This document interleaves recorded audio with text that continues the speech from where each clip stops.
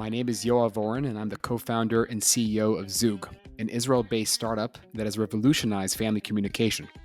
We allow family members to interact in a fresh and fun way, and we have successfully raised $2.2 million in a pre-seed round. Hey everyone, thanks for tuning in and welcome to the Fundraising Debrief, the podcast where we share the real stories behind successful founders and the recent VC financing rounds. My name is Vlad Cazacu, and I'll be your host today as we interview Yoav Oren for an incredibly thoughtful episode. We touch upon his international journey, the edtech industry, his fundraising story at Zoog, and the reality of being a CEO in times of war. He brings tactical advice on leadership, empathy, fundraising, and company building, making this one of the most special conversations we hosted on this podcast. For more information about running a successful fundraising round, including show notes, highlight clips, and exclusive scenes, follow us on Twitter and Instagram with the Fundraising Debrief, as well as on our website at thefundraisingdebrief.com. This episode is brought to you by Flowlie, the all-in-one fundraising hub used by thousands of founders from 70-plus countries to plan their rounds, research investors, share their pitch decks, and track access. Now, let's dive right in.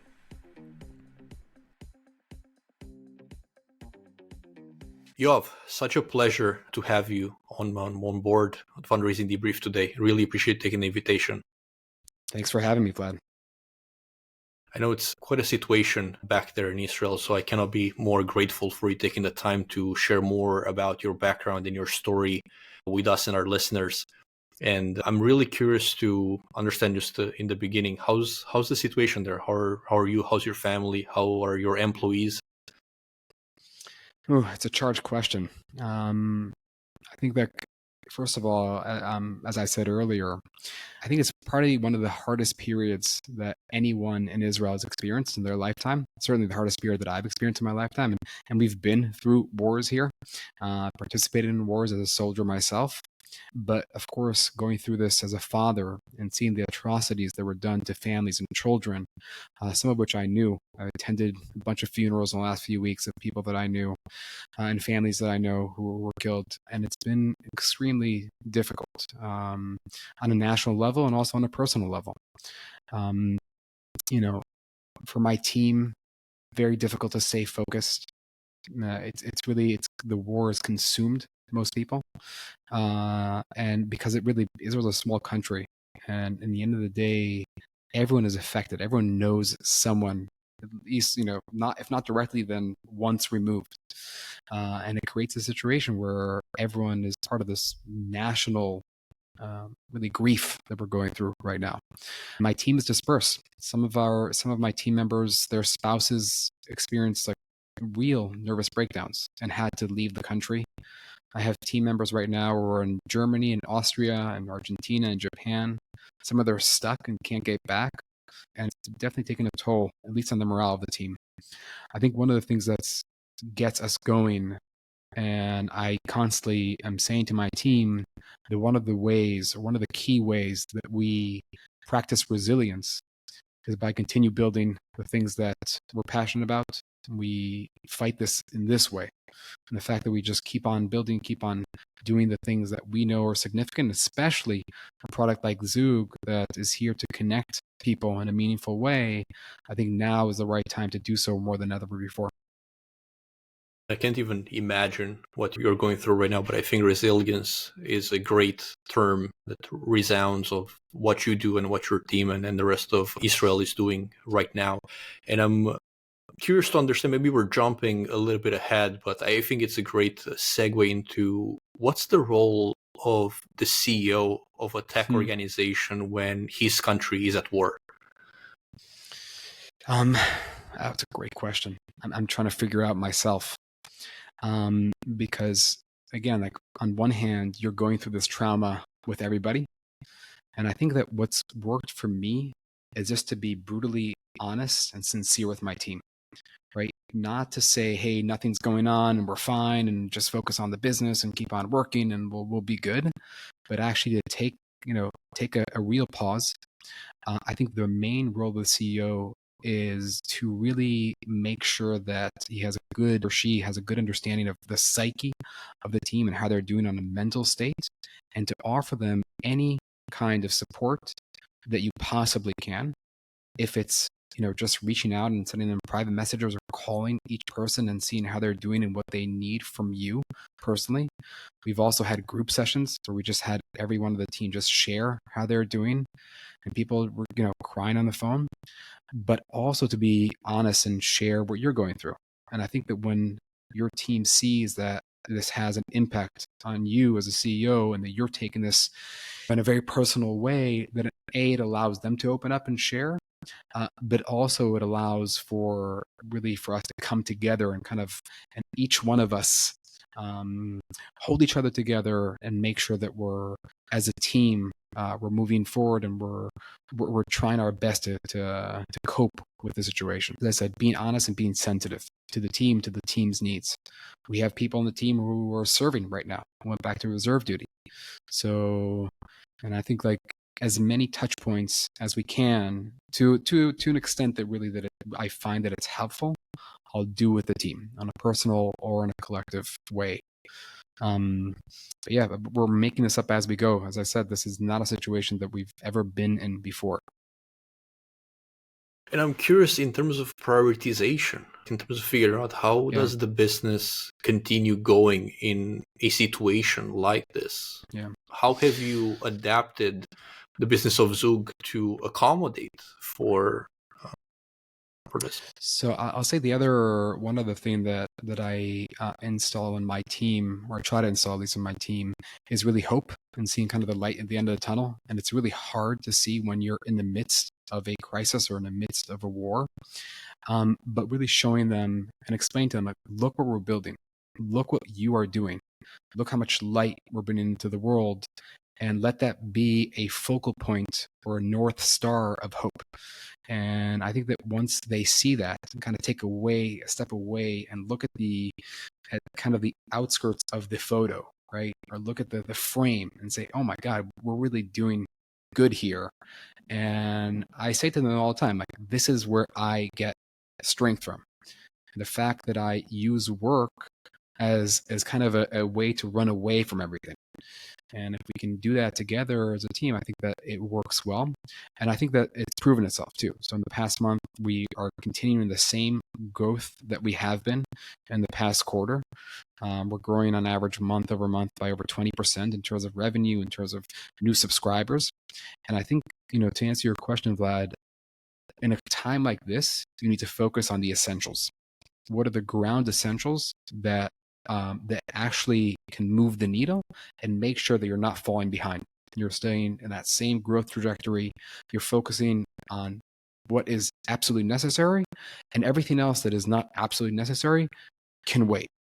So for instance, me personally, I like to do a lot of partnership meetings where I'm trying to find new partners for us for content partnerships. We speak to big animation studios, publishers all over the world.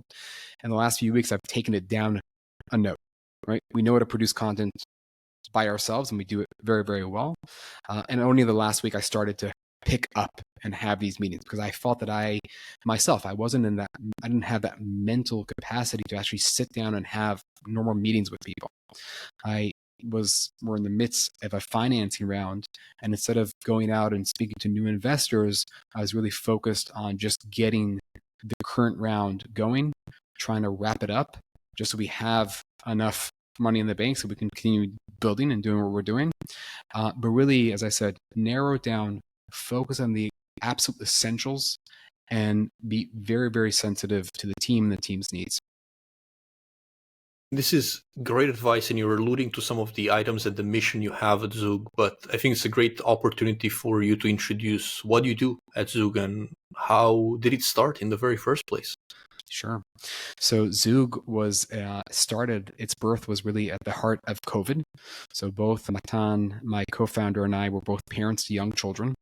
And when COVID hit all of us, really, then we were stuck at home and we were isolated from our families. And the first thing that we tried to do is to get our kids to communicate with any remote family member, and really primarily with their grandparents. And we tried to do this through Zoom and FaceTime or any other live communication product. And we quickly learned that video communication with our kids was just awful. Our kids could not handle small talk conversations at all. They weren't interested in these type of calls. My kids could last about 30 seconds on a call and they were done, just not interested in anymore. And we saw that this created frustration on all sides. My parents were frustrated because they were used to connecting with their grandkids, and suddenly the grandkids want to have nothing to do with them. And I was frustrated because I had to bribe my kids to spend a few minutes on the phone with their grandparents, and that was not pleasant. And my kids were, upset because I kept on shoving the phone in their face and expecting them to speak. But on the flip side, what was interesting about COVID was that you had this point in time where suddenly video communication became mainstream, right? So suddenly the world adapted to video communication, right? And everyone, enterprise software companies were selling enterprise software on Zoom, which before that it was a taboo. We raised capital from investors that we actually never physically met, right? If I would have said this to investors a few years back, they would probably look at me like I was crazy. Educational systems adapted, and even grandparents adapted. So you had this point of time, and I think it's a crucial thing for any startup, right? Yes, you need to have a problem that is significant. Yes, you need to have the right founder product fit. There has to be a lot of moving parts, but the timing is actually a really huge thing there. And I think that the timing was right to create a cross-generational product that really was built for this specific use case. It's a huge market. You have 70 million grandparents in the US alone. And even without COVID, they're seeing their grandkids about twice a year. So by default, the way that they're communicating is through phone or video. We really wanted to build a product that really worked. And this is where the idea for Zoog came. And we saw that in order to get our kids to actually connect and to stay connected, they had to be entertained. There was kind of no way around that. So we said, okay, what happens if we make the grandparents really the star in the children's content? And if we merge that content and communication into one? And that was kind of the birth of Zoog. So Zoog today it's an asynchronous communication experience. But essentially, you open up our app, and once you enter the app, you'll see this variety, this huge library of content. And the content today includes anywhere from books to songs in karaoke style. We have a category of dad jokes even, and short facts about life and stuff that are fit for very, very like toddlers, and stuff fit for kids a bit older. And every content is completely different. And all you have to do, Vlad, as a user, you start, select what you want to record, and we actually insert you into that content. So as you record, we changed the backgrounds, the animations, 2D animations, 3D artwork. We add a soundtrack, and we complement this with AR technology as well that changes based on the character that you're depicting in each scene. So every scene you'll have a different AR mask, and it's just this really easy, incredibly fun, very entertaining experience. So then the grandparents or any recorder can share, and the kid actually doesn't have to download the app. They can view the recording on any device at any time. They then have the opportunity to reciprocate, to ask for their next content, leave video messages, send back emojis. And it's a beautiful experience. And of course, everything that you record on Zoog is also saved forever in a family memory album. So kids have the opportunity to view your recordings not only as many times as they want, but also for years to come. It's a really fascinating concept at the intersection of a interactive storybook and a Snapchat designed for children. And you're very right about the timing, right? And COVID and 2020 being really the catalyst for this remote work and remote relationship building, not just in fundraising and business, but also at home and with our close relatives. But I'm curious to understand your background before Zoog, maybe let's say a little bit less traditional for a founder in the family tech there's nothing space. traditional about my story. So let's walk a little bit through your first decade of career, because I think it would be very interesting for some of our listeners to understand also Yoav before Zoog. Okay, so as I said, it's going to be it's not a common story, I think. I'd like to think.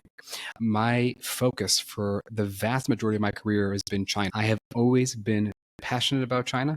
And I say really passionate because my love to China started from a very young age. And I always knew that eventually I was going to go to China. I am a martial artist in my heart. And I still practice to today. I've been doing it for 30 years now. And it was always a dream of mine to go and train in China. And after my army service, that's what I did. So I actually went to New York and I worked in a consulting firm in New York to make money to go to China and train in China for about a year. And actually, I went back and forth every year. I went for a year, but then every year I would come back in between semesters for more training periods with my teacher in a godforsaken place in the middle of China. Like it's just, I wouldn't recommend anyone to go there, but the martial arts are exceptional.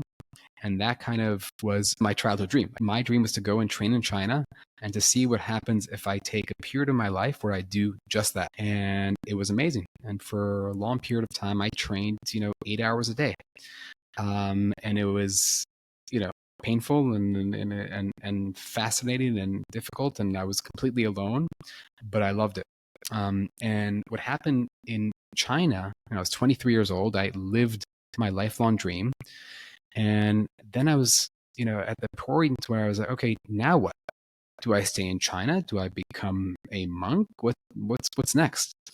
And I said, okay, I love China. I love the martial arts, but I don't want to rely on it financially. But let's not take a step too far back and let's see how I can continue learning other aspects of China.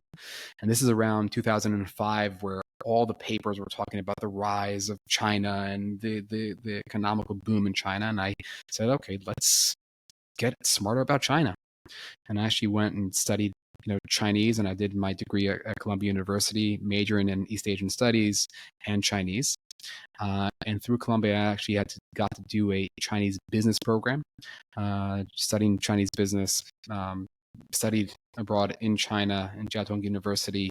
Then I actually interned in the Shanghai Foreign Investment Association after that. And the year following that, I was part of the U.S. delegation to the World's Fair. The U.S. basically selected 80 students from around the U.S. who spoke Chinese to represent the U.S. in the expo in Shanghai, and I got to be part of that delegation, which was an incredible experience. And that was my passion, and I knew that I wanted to focus on China for my career. And really, I was looking for any place after that that would enable me really to be the bridge and open a business for a Western company in China and be the nexus kind of in between kind of the Chinese side and the Western side. And I looked in Israel and I looked in the States. And what happened was I got an opportunity I had a few opportunities, but this one was spot on. And I was very, very, particular. I didn't want to compromise.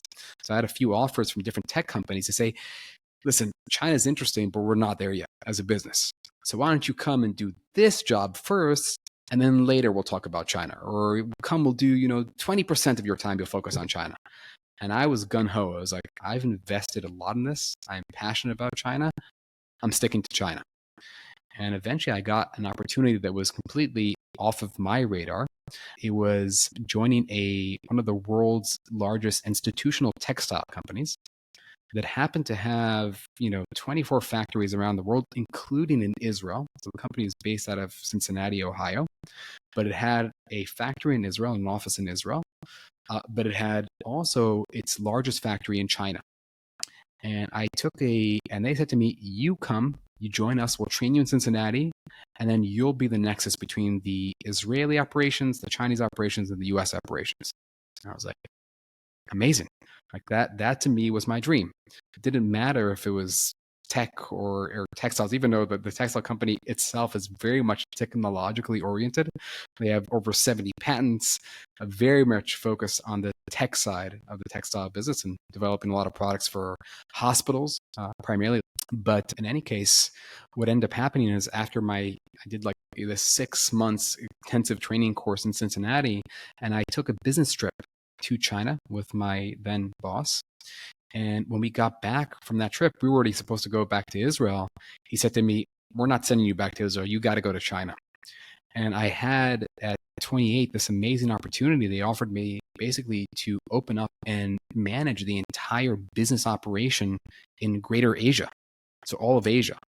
And it was an outrageous and amazing opportunity as a 28-year-old to do so, because at the time the company wasn't really selling at all in Asia.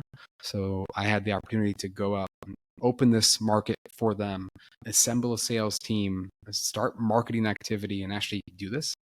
I told my then girlfriend, today wife, that we're doing this, and she, of course, was gracious enough to oblige and to support me on this move. And yeah, it was amazing. We moved to China for 3 years.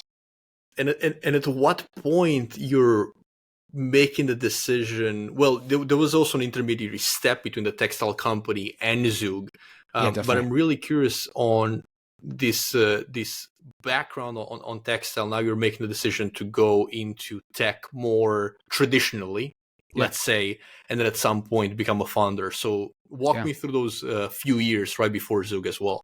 sure. So we were in China. We were supposed to stay for 2 years. We ended up extending for an extra year. And that year, our son was born in China.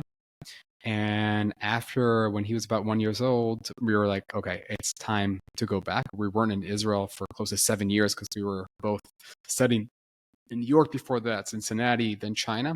So altogether, it's about 7 years we were out of the country. And we decided now is the time to go back home. And I knew that, first of all, I always knew that I wanted to do something entrepreneurial, but it took me much longer to kind of say, okay, now I'm taking the jump. I kept on convincing myself that I need to get more exposure, more experience in order to do so. Now, if you know Israel, there aren't a lot of industries. There isn't, a significant car industry. Even the textile industry is non-existent anymore. What we do exceptionally well is we do tech, and this is what this country produces on a per capita basis, probably better or more than any other country in the world. So I knew that I was coming back to Israel. I knew that I wanted to do what I did for Standard Textile, but for the tech industry in Israel. And I was completely adamant about opening up the China market for technology companies in Israel. And same thing, I got different offers for me to come on board and do, this job and this job in a tech company. I just simply was not interested. I was absolutely interested and fascinated about doing this, opening the Chinese market, start selling our Israeli technology goods inside the Chinese market. And eventually I got a great opportunity to join SimilarWeb, which is a publicly traded company today. Back then, we're about 100 employees. And the CEO at the time was like, okay, in the beginning, they offered me also a different position, and I turned it down. And after a few weeks, they got back to me. I said, okay, let's do this. And at SimilarWeb, it was a fascinating position because we had to kind of make this up as we went about. And SimilarWeb is kind of the digital measure or the measurement tool for the digital world. And my first task was to really see how we can create kind of a data infrastructure, if you will, for China. How do we make as many data partnerships as possible in order for SimilarWeb to measure and accurately predict internet behavior in a certain market? They have to be able to track a certain amount of devices in that market. And so my first job was to kind of set this up and see that we have a large amount representation of data that we're able to obtain from China. And then the second, after that, I made a transition and I had a team in China and I had a local team here in Israel. I started focusing more on the commercial aspects and seeing how we can sell SimilarWeb's products in China. And I sold some amazing deals with some of the best tech companies in China, including Baidu and Alibaba. And at the time, it was the largest deal in company history at the time was the Huawei that I sold. And that is a whole nightmare / good story in the end, but it was difficult. And after a few years in that position, the CEO asked me to come on board and be his chief of staff and really work hand in hand with him.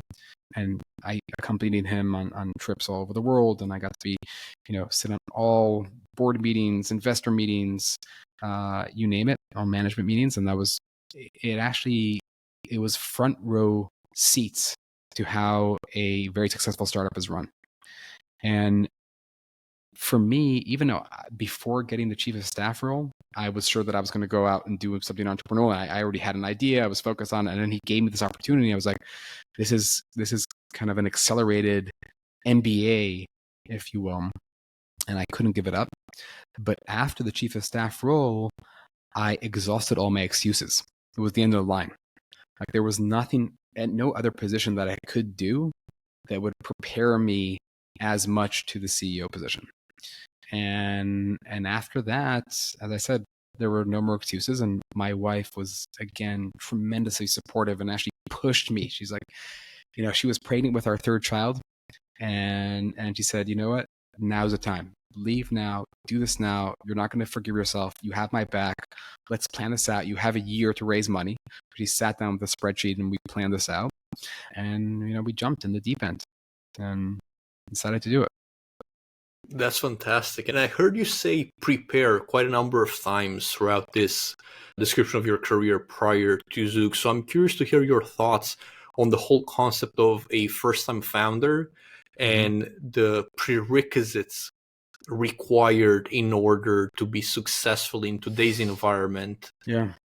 To raise a pre-seed and really lift a company off the ground. So I like to think of it. I think that a lot of times people tend to put entrepreneurs in a box and say, oh, entrepreneurs are X, Y, and Z. I actually think that there's a much richer environment, much richer variety of entrepreneurs out there. But there is a common thread. And I think the common thread in a variety of founders that I've met and I know and I respect too, a lot of them are different than I am and have different expertise and come from different backgrounds. And I don't think that there is a single, typecast. And so these are successful entrepreneurs. I think, and what's, in the end of the day, what works best, you have to be honest with yourself. And, I think I try to do this also with my co-founder as well. And say, listen, I am not perfect. These are the things that I have difficulties with. And I was very honest about it from day one, preparing him. Like these are the things that you're going to have challenges with. I'm letting you know in advance. I think that if you are honest with yourself and you are the CEO or the founder, you are who you are. You're not trying to be someone else. You're not trying to be like Steve Jobs because he was X, Y, and Z, or be like, my former CEO at SimilarWeb. We're just very different people. So that's one thing. Be honest, be yourself. And be true to yourself. The second thing is you have to be incredibly resilient. It is not an easy journey. I try to stay away from the cliches and the roller coasters because I think it's much harder than a roller coaster. I think you're going to have to surround yourself with a very good support system and something that maybe it's not up to you, but know how to ask for help, know how to seek help. And it can be from your spouse, it can be from a close friend, it can be from an investor. But having that support system, I think, is paramount to any person's success.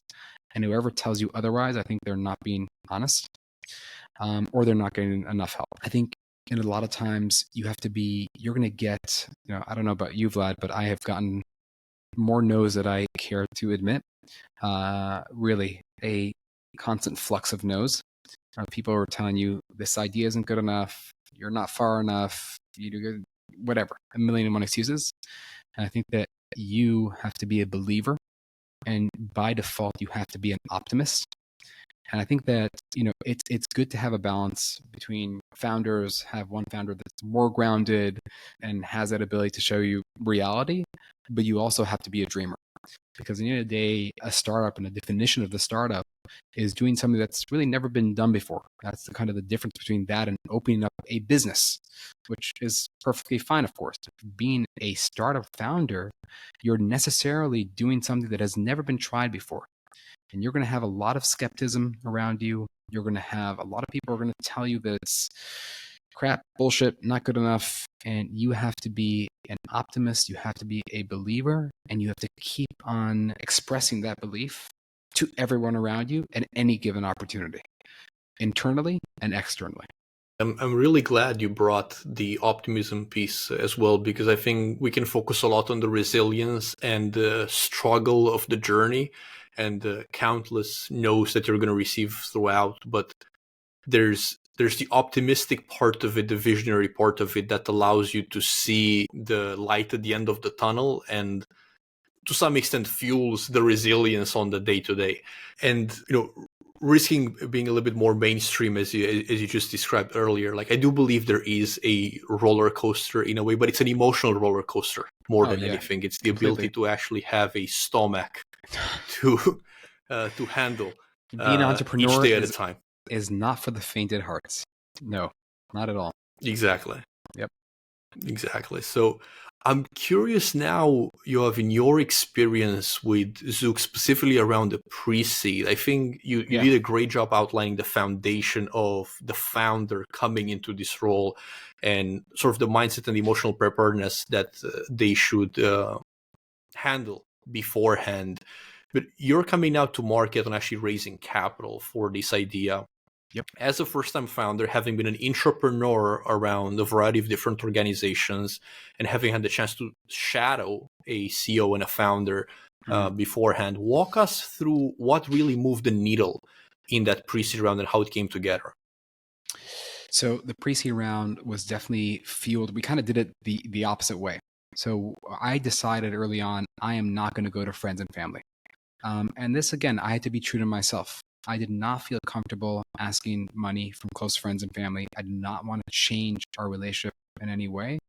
We raised money from one family member after we already raised capital.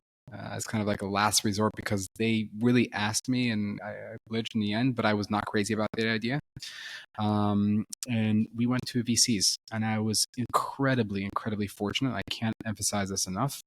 I met the folks at Reimagine Ventures, Easy Vidra and Kevin Baxfiler, back in when I worked for the consulting firm in New York in 2005. Kevin was actually my first boss.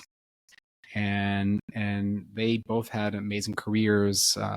Easy was a partner in Google Ventures and worked in Yahoo, and Kevin worked on Wall Street and was also a founder afterwards of a startup here in Israel. And when I came for advice, I went to see Kevin for advice. I was like, hey, I have this crazy idea. By the way, it's not the idea we're actually doing right now, but it was a completely different idea. And Kevin kind of said to me, and I said, I'm thinking of leaving my job. He said to me, let me make your life easy. Come to us, be an entrepreneur at residence at Reimagine Ventures. We'll help you like incubate this idea. We'll help you find a co-founder. And if it's good, we'll invest. And they did exactly that. They mentored myself and my co-founder Matan, and they have always had our back from day one. They invested in Zoog before we had really any product or really any line of code, and they were our believers. And the fact that we had a VC and a good VC that was willing to back us really opened the door for other VCs. So the first kind of pre-seed round that we did, the pre-seed round that we did, we raised from 3 different venture capital firms, which is not trivial for a startup that doesn't have anything and first-time founders. And after that, that kind of opened up everything for us. And they've been involved ever since then. After that, we were part of Techstile's joint program with Comcast, NBC Universal. So Comcast invested together with Techstile, which is great. And eventually, after that, we opened up to other VCs. We brought on Insight Partners to invest in a pre-seed round, which is not trivial for Insight Partners. We got a few great angel investors, including Patrick Lee, who was the founder of Rotten Tomatoes, and Guy Gamzu, who was the first investor in Fiverr, and a bunch of other great investors, including venture partners at SoftBank even, who invested privately. And I feel like we've been, on one hand, incredibly fortunate, but on the other hand, I can't it was incredibly hard. Like nothing has been easy. And especially if you look at the Israeli market is exceptional in anything related to security technologies, right? Cyber stuff, man, we're amazing, right? Top notch. We're very, very good in enterprise software, enterprise SaaS. Very, very good at that. Anything that the ad tech, we've done exceptionally well.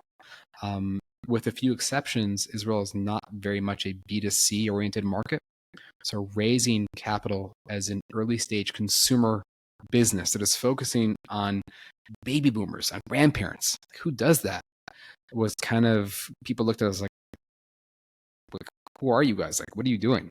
You guys seem like smart people. Why are you doing this? And I said, that's where that, not only resilience, but that belief has to click in. It's like, no, I completely believe in this market, completely believe in this demographic that we're targeting. I completely see the opportunity and the potential here, and we're going to do this. And it took a lot of time and immense amount of effort, a lot of crying, but eventually I was very, very fortunate to get the backers that we have, and a lot of them are also continuing with us. So Insight right now are continuing with us to the next round. Imagine, of course, are always have our backs and always the first to come on board, and a few other investors in the States as well. And we're working on getting that round going. And I don't doubt that it's been incredibly difficult to attract that level of interest at such an early stage. So I'm curious to understand your perspective around too much interest, if that may be the case, specifically around dilution at an earlier stage, and deciding how much support and funding do you really need to get started when the company is not really worth that much yet. I think so. There's two components there. One is what you need to raise in order to get to the next phase. And this is where the modeling comes into place. You really need to, you asked earlier about planning. This is where planning comes to place. I think if you're able, and we're doing this right now in this round, to articulate very clearly to investors, this is what we need capital for. These are the KPIs that we're looking to reach. These are the benchmarks that are set in place. And this is when we're looking to reach those KPIs as well. And this is what we need in order to reach that. And then it's very, very clear, right? If you just say, hey, we're raising $5 million because we want to raise $5 million, I think it's a bad signal.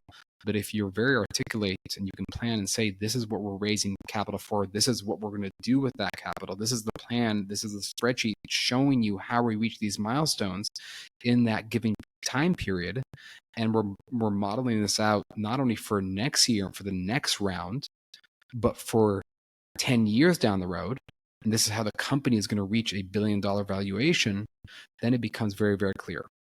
Naturally, it also needs to work, right? So doing that first pre-seed, that first raise is very, incredibly difficult because you're selling a dream. There's no metrics. You can't compare historical data.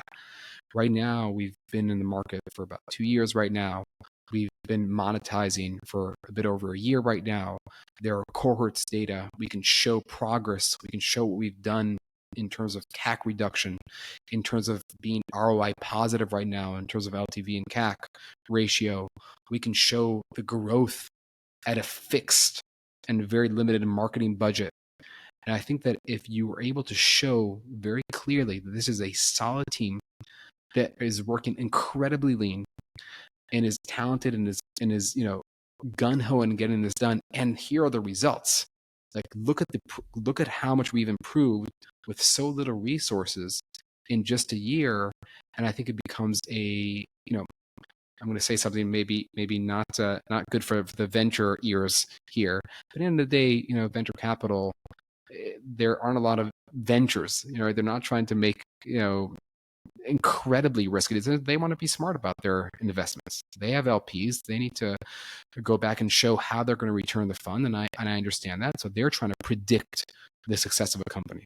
I think that us as founders, if we're able to kind of help take away the gray as much as possible. Naturally, there's risk. This is a startup. That's part of the game, right? But if you're able to clearly show that there's a pathway and a plan, and to couple that with the historical performance, I think that it's a very good thing to show, and it helps kind of ease them in to making that round. The last thing I just want to add, Vlad, and is in the end of the day, I feel that people want to do business with people still. I know we've all seen the rise of AI and generative AI, and of course we're making good use of it as well. But at the end of the day, people want to work with people that they enjoy to work with, that they trust, that they believe in, that they see that passion. And I think that's kind of like the Joker element, right? Yes, the metrics need to work, and yes, everything needs to be in place, and the company, you're investing in something, you want to see that it actually makes sense from an investment perspective. At the end of the day, if you're going to be involved in this business in a way, you want to be able to look at the entrepreneur in the eye and say, like this guy or this girl, and I trust them, and I know that they're going to go to war for this and do whatever they can to be successful. And I think that's a really important element as well. Absolutely. It's the relationship building that to some extent must in certain ways precede the traction and the factual thing, because there must be some trust established in the first place for that communication to even exist in the first place. Yeah. That's why that first date is so important, right? That's where their first impression is, and they're either gonna. It's very. At the end of the day, it's black and white. If they like you and they trust you and believe in you, they're going to continue the conversation. If they don't like you off the bat, then it doesn't matter how good the metrics are. If there's a trust issue, if they don't enjoy, speaking with you, they don't believe in what you're saying, it's not going to work. Absolutely. And not towards the end of the episode to jump in a series of quick rapid fire questions with shorter questions and shorter answers, but not necessarily just about the business. But the first one I will have to ask about Zoog and fundraising in general. Biggest mistake that you would never repeat again fundraising?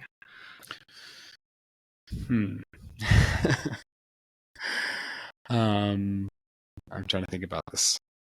Biggest mistake.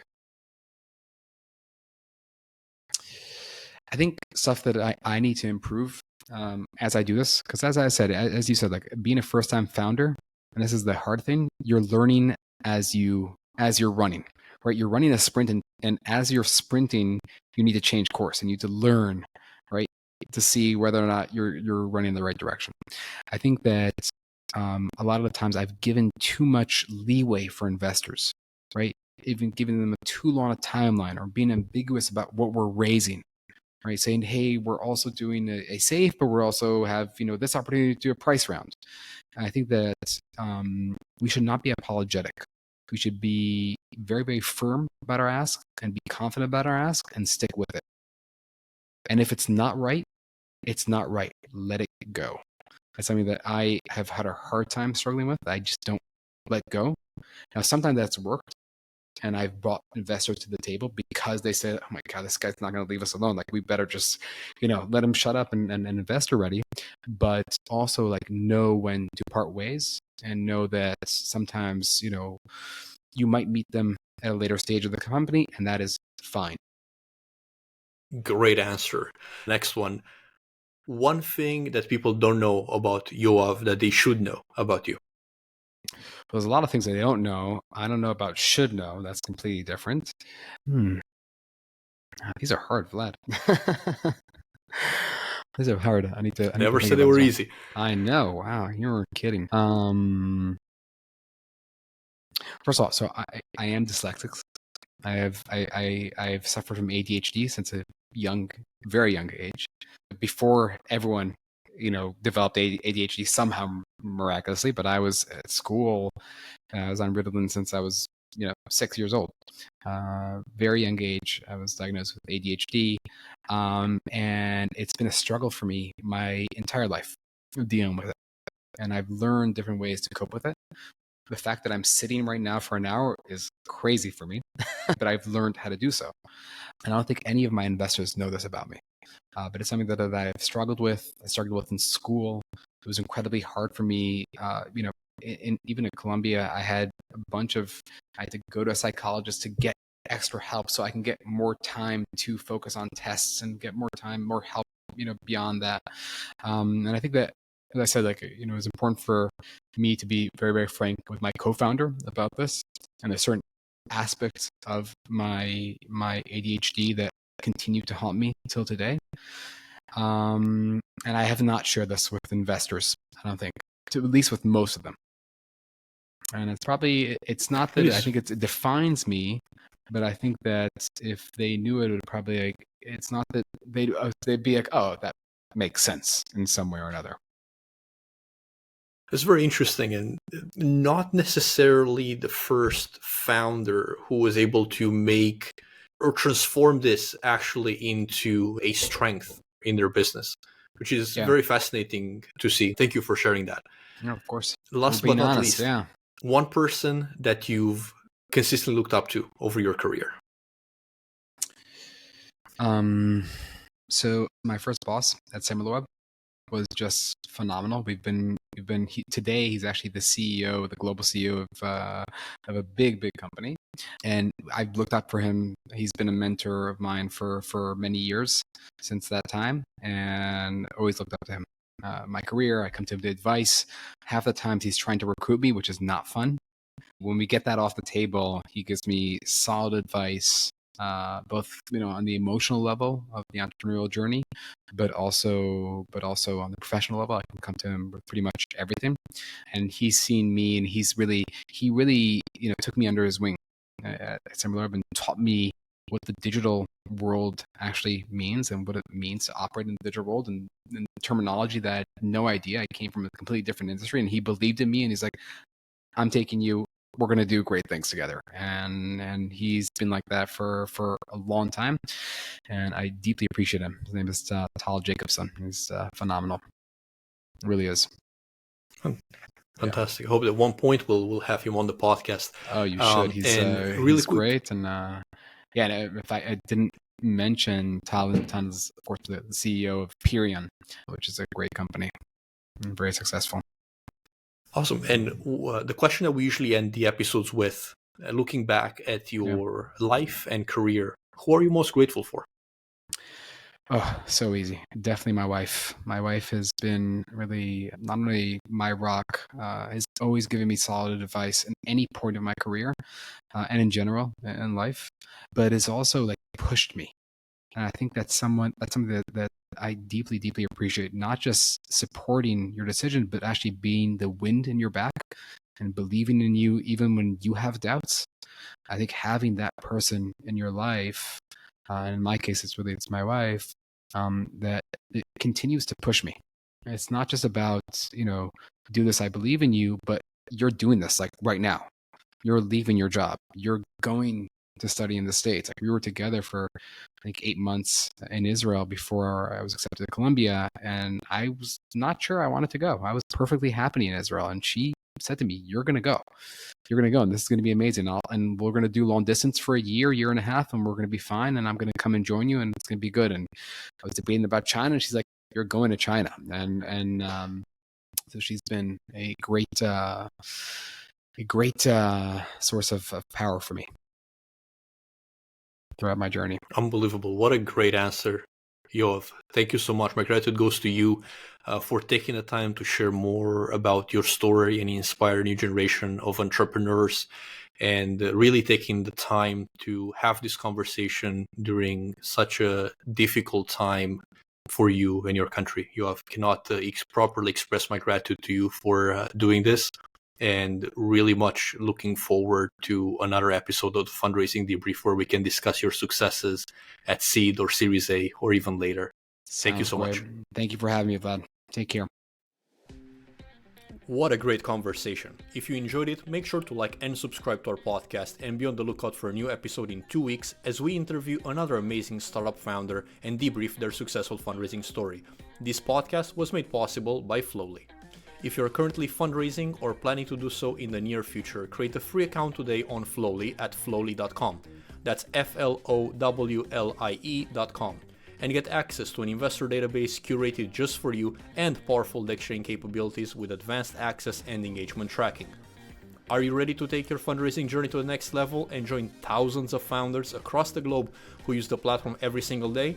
Find the discount code in the show notes and sign up today. That's it for today's episode. See you next time.